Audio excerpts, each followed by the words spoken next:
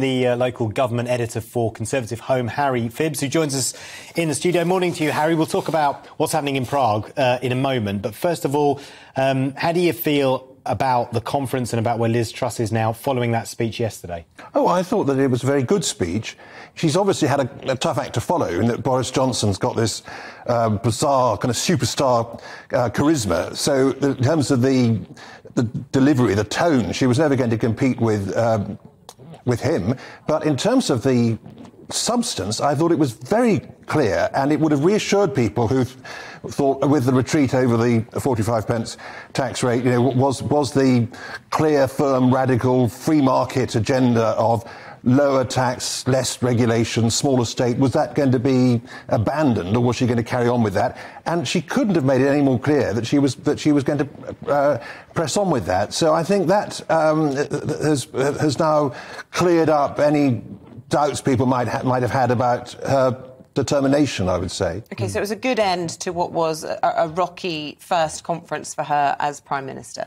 Yes, and I think the big challenge is timing, of course, isn't it? Because she said that she doesn't mind being unpopular, but of course that's fine for the short term, but you've only got 2 years. And so in some ways it's more of a challenge for her than it's been for previous Prime Ministers like Margaret Thatcher, who obviously did some very unpopular things, but tried to get on with it earlier. And that does mean that Liz Truss is now under quite a bit of pressure to speed along with this, to give it a chance to work in time, and that's how she'll be judged. As Paul said, we're going to talk about this meeting, the European Political Community, its first ever meeting in Prague, in a minute, but I just want to ask you on the thought that when there are problems at home within a party and indeed within a cabinet, when the leader goes abroad, it's often a vulnerable time for them. We saw that with Boris Johnson, didn't we, in the final weeks of his premiership. Do you think Liz Truss needs to be looking over her shoulder as she flies to Europe for the next couple of days with everything and all the dissent and disarray back home? Personally, I don't. I think she needs to now get on with the policies that she's made clear that she wants to deliver. And I don't think that the Tory MPs will have any appetite for ousting her or voting for having another leadership contest. There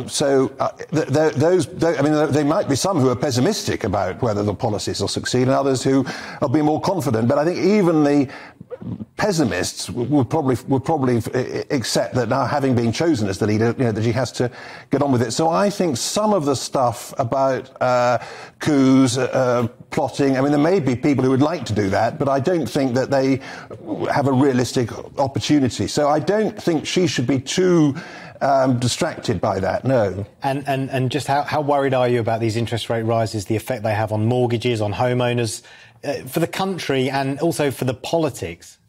Oh, I think that it's very damaging, and it's inevitable, really, because of the huge splurge in spending during the pandemic, which you could argue if we were going to have a lockdown, it was necessary to compensate people. But that meant that a lot of that was paid for by quantitative easing, the Bank of England sort of creating pretend money and then giving it to the government. So, of course, that goes through inflation. And then if you get high inflation, then inevitably interest rates go up. So I think that's really what we need to do is get inflation down as soon as possible, and then we can get interest rates down. So I think it's going to be a painful time. I think the only glimmer of hope would be that there might be that we have these higher interest rates for months rather than years. Definitely. Well, look, all of that obviously inextricably linked with global security, the situation in Ukraine, particularly when it comes to interest rates and energy supply. They're going to be top of the agenda at this fascinating newfangled meeting that's happening in Czech today.